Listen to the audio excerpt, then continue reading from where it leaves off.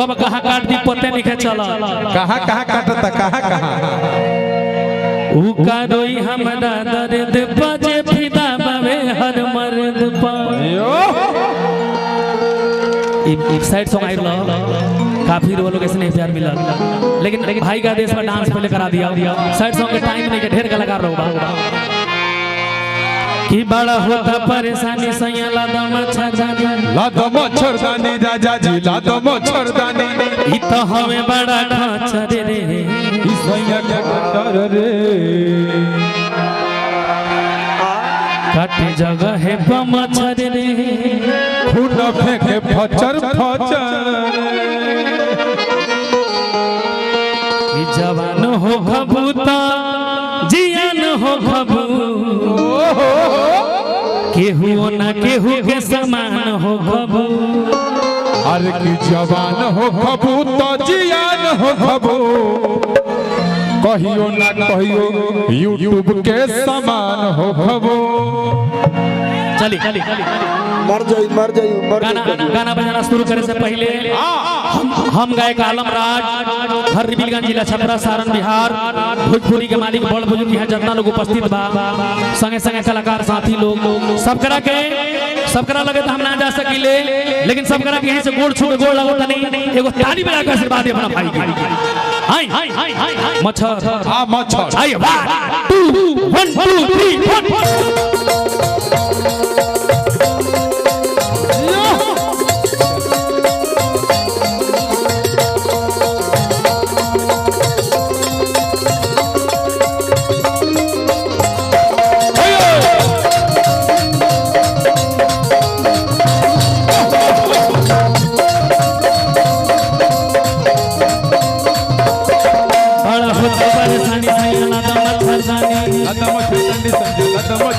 परेशानी सैया तो मच्छरदानी तो हमें बड़ा खचर रे परेशानी सैया तो मच्छरदानी तो हमें बड़ा खचर रे बोली थावे वाली मैया की मर्द सनम का गइल बड़ा का हो गया ननी कर भेज नॉन भेज नहीं के बुझा तारा भेज नॉन भेज नहीं के चिन्हा ए हम जाने कि तू भजन का बता रहा आहे झूम झूम के आरती उतार तारी सो छी कितने गंदे हो चुप मैं गंदे नहीं ये तो हमारे धंधे हैं अरे छिलमुंडा भाई चुप मैंने तुमसे कितनी बार कहा कि मैं छिलमुंडा नहीं मैं तो नरमुंडा हूं सुंदर अति सुंदर हम तुम्हारी सुंदरता से प्रसन्न हुए सुंदरी बस एक बार मेरी हवेली में आ जाना वाह रे रावण वाह हवेली में काहे को बोला होता रहो हवेली में तुम्हारा कल्याण कर देंगे तुम्हारे सुंदर बदन को घोंप घोंप के जियान कर देंगे सब पैसा लेके के जमा करे जे रावण सगरो तो सट गइल प्रमोद भैया बबुआ एगो एथी पर साट दिया माता रानी के कृपा की सब सट गई कि बड़ा होता परेशानी सैया होता परेशानी सैया लादा मच्छरदानी तो हमें बड़ा खचर रे बड़ा होता परेशानी सैया लादा मच्छरदानी तो हमें बड़ा खचर रे काटी जगह है मच्छर रे के खचर रे काटी जगह है मच्छर रे के खचर रे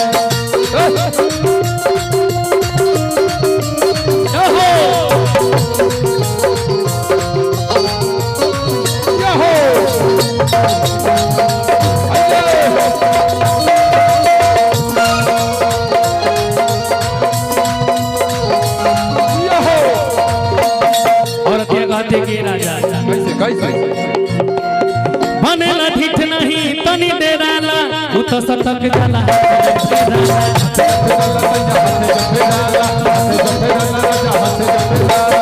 बनेला ठीक नहीं तनी देराला उ तो सटक जाला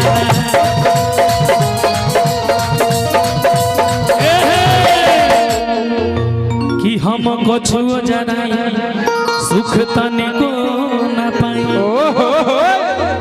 क्या नाम है आपका? स्वीटी स्वीटी कि हम कछु जराई सुख तनिको न पाई हम कछु जराई सुख तनिको न पाई अते बाला गान छतरे रे हम कछु जराई सुख तनिको न पाई अते बाला गान छतरे रे अते जगह हे पमाछरे रे उन থেকে फचा फचरे रे अते जगह हे पमाछरे रे उन থেকে फचा फचरे रे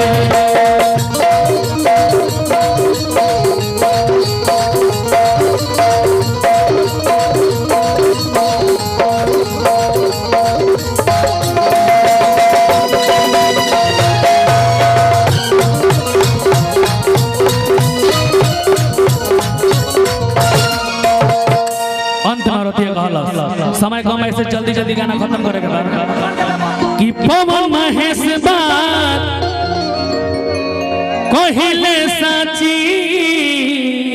भाई भाई भाई भाई भाई पुरस्कार शत्रुघ्न प्रसाद की तरफ से आलम भाई को पुरस्कार है। अच्छा इस लोन ढेर कलाकार लोग गावते तो हजे उड़ाई में ना करी अब प्रमोद यादव जी कहाँ गए कि पवन महेश बात प्रेमी जी हैं कहिले साची करौ पाएना त कुछ ना बाची कुछ न बाची सैया कुछ न बाची अब पवन महेश बात कहिले साची करौ पाएना त कुछ ना बाची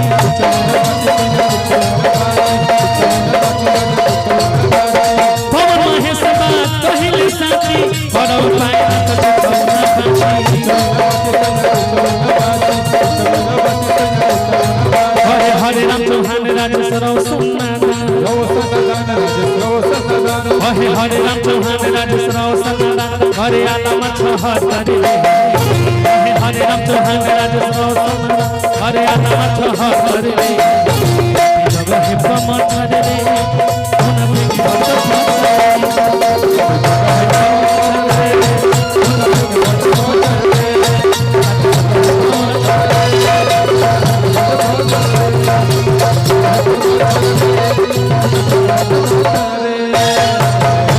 चली एगो लास्ट गीत लयदारी शीशा